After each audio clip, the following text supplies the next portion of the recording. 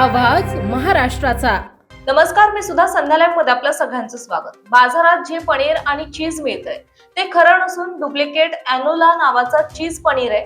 अॅनोला नावाचं जे पनीर चीज बाजारात आपण विकत घेतोय ते फार घातक आहे। आपल्या शरीरावर त्याचे घातक परिणाम होत आहेत। मार्च 2026 ला हा मुद्दा मी विधानसभामध्ये घेतला होता। अन्न प्रशासन मंत्री नरहरी झिरवळ आणि अजितदादा यांच्याजवळ सुद्धा मी हा मुद्दा मांडला होता, तसं पत्रही दिलं आहे। तुकाराम मुंडे सुद्धा याकडे विशेष लक्ष देतील आणि कारवाई करतील अशी अपेक्षा करतो। आज पुन्हा मी अॅनोला जे घातक चीज आहे त्यावर मुद्दा मांडणार आहे। सभेमध्ये एक लक्षवेधी आणली होती, ज्याच्यामध्ये अॅनोलॉग चीज आर्टिफिशियल पनीर याच्या विक्री संदर्भातले काही महत्त्वाचे मुद्दे समोर आणले होते।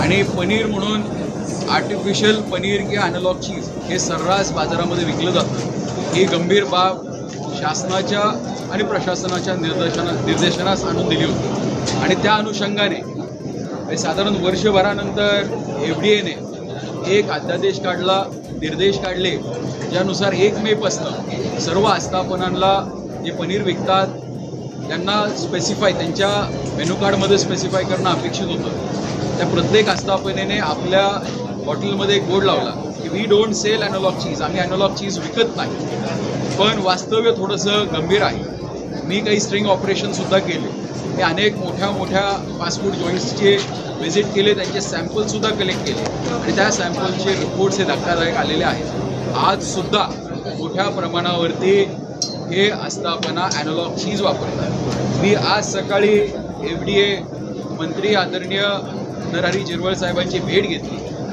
अन्न व औषध प्रशासनाचं खातं त्यांच्याकडे आहे आणि त्यांनी मला आश्वासित केलं आहे की येणाऱ्या काही दिवसांमध्ये ते तात्काळ अॅनोलॉग चीज किंवा डेअरी अॅनोलॉगवरती हे पूर्णतः महाराष्ट्रामध्ये 1 वर्षासाठी बंदी आणण्याच्या तयारीत आहे। माझी मीडियाला अतिशय महत्त्वाची विनंती आहे, कारण मागे ज्यावेळेस मी हा प्रश्न उठवला होता आणि प्रश्न उठवल्यानंतर हा प्रश्न जरी मी उठवला असला तरी याच्यामध्ये सगळ्यात मोठं योगदान हे मीडियाचं आणि सोशल मीडिया इन्फ्लुएन्सर्सचं आहे। यांनी सगळ्यांनी हा मुद्दा उचलून धरल्यामुळे गेल्या 1.5 वर्षामध्ये आपण इथपर्यंत पोहोचलेलो आहोत। आता आपण शेवटच्या टप्प्यामध्ये आलेलो आहोत।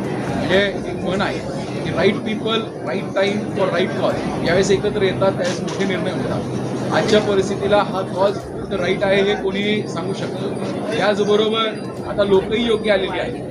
या राज्याचे संवेदनशील मुख्यमंत्री हे सुद्धा अग्रेसर आहेत, त्यांची सुद्धा या ठिकाणी आम्हाला परवानगी आहे, सकारात्मकता आहे। याचबरोबर अभ्यासू असणारे, ज्यांना या संपूर्ण विषयाची माहिती आहे असे झिरवळ साहेब आणि सगळ्यात महत्त्वाचं हे ज्याला जिगरीने काम करणारे कमिशनर आयुक्त या खात्याला भेटलेले आहेत, त्यांच्याकडनं सुद्धा माझी अपेक्षा आहे। कारण जो आपण पाहिला 2006 मध्ये एक FDAचा ॲक्ट आला होता, त्या 6च्या साधारण 23 ऑगस्ट 2006 ला या ॲक्टमध्ये तरतूद करण्यात आली। त्यानुसार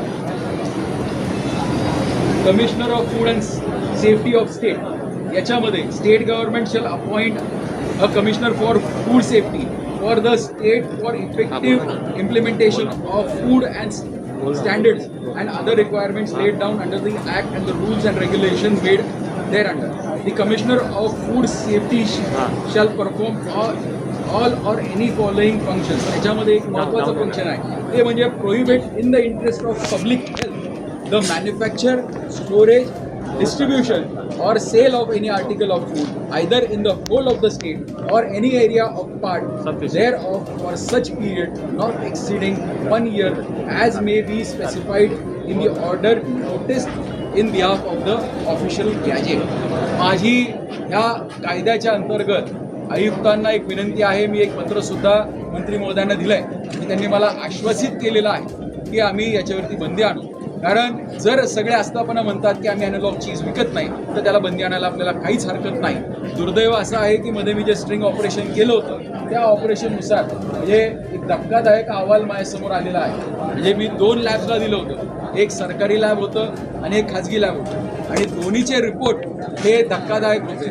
की चांगले चांगले जे मोठे आस्थापना ज्यांना आपण असं समजतो, आपल्या मुलांना घेऊन आपण फास्ट फूड खायला घेऊन जातो, पिझ्झाज असतील, बर्गर्स असतील, त्या ठिकाणी सुद्धा ते पनीर न वापरता ॲनालॉग चीज वापरतात. आणि याच्यापेक्षा पुढे धक्कादायक बाब म्हणजे ते चीजसुद्धा वापरत नाही, ते नॅचरल चीजसुद्धा वापरत नाहीत, ते ॲनालॉग चीज त्यांच्या संपूर्ण सगळ्या पदार्थांमध्ये वापरतात. हे रिपोर्टमध्ये सिद्ध झालेलं आहे. माझी अर्धा तास चर्चा या विषयासंदर्भातली स्वीकृत झालेली आहे.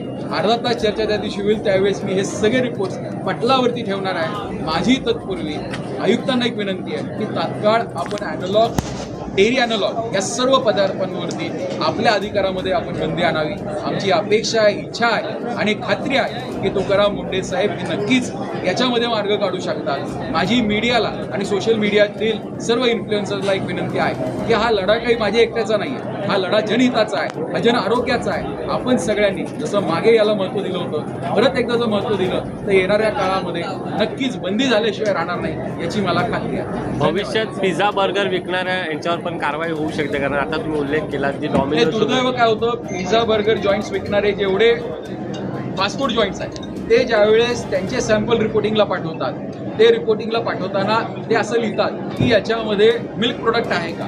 तर मुळात दुर्दैव असं आहे की ॲनालॉग चीजमध्ये काही प्रमाणामध्ये मिल्क पावडर टाकतात, त्यामुळे रिपोर्टमध्ये मिल्क प्रोडक्ट आहे असं येतं. माझी विनंती सरकारला अशी आहे, माझी विनंती प्रशासनाला अशी आहे की यांचे सगळ्यांचे सॅम्पल तुम्ही आजच्या आज तुम्ही उचला आणि हे सॅम्पल तपासणीला द्या. आणि देत असताना याच्यामध्ये मिल्क प्रोडक्ट आहे का, याच्यापेक्षा हे ॲनालॉग आहे का, याच्यामध्ये तेल आहे का, याची खात्री तुम्ही करून घ्या.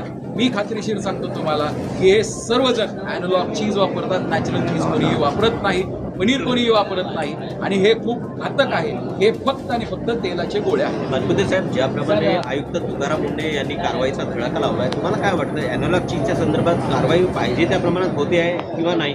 मी मुळात कायद्यामध्ये काही त्यांच्याकडे अधिकार दिलेले आहेत, त्या अधिकारांचा ते योग्य वापर करतील अशी मला खात्री आहे. कारण काही मर्यादा आपल्याकडे आहेत, लॅबची संख्या कमी आहे. माझी एक विनंती आहे, जोपर्यंत लॅब्स उभ्या राहत नाही तोपर्यंत तुम्ही बंदी आणा. ज्यावेळेस लॅब होतील त्यावेळेस आपण तपासणीसाठी संधी देऊ. आणि मुळात कायद्यानुसार त्यांना अधिकार आहेत ना. कायदा क्लिअर सांगतो की commissioner has the right to prohibit sale, production, manufacturing सगळं ते प्रोहिबिट करू शकतात. त्यामुळे त्यांनी त्यांच्या अधिकाराचा पुरेपूर वापर करावा. मी खात्रीशीर सांगतो की देशात महाराष्ट्र हे पहिलं राज्य असेल एवढा मोठा निर्णय घेणारा, आणि देशातच नाही तर संपूर्ण जगामध्ये एवढा मोठा निर्णय घेणारा महाराष्ट्र हे पहिलं राज्य ठरेल. ताज्या आणि महत्त्वपूर्ण बातम्या पाहण्यासाठी आजच आमच्या संध्या लाईव्ह न्यूज चॅनलला यूट्यूबवर सबस्क्राईब करा आणि बेल आयकॉन प्रेस करा.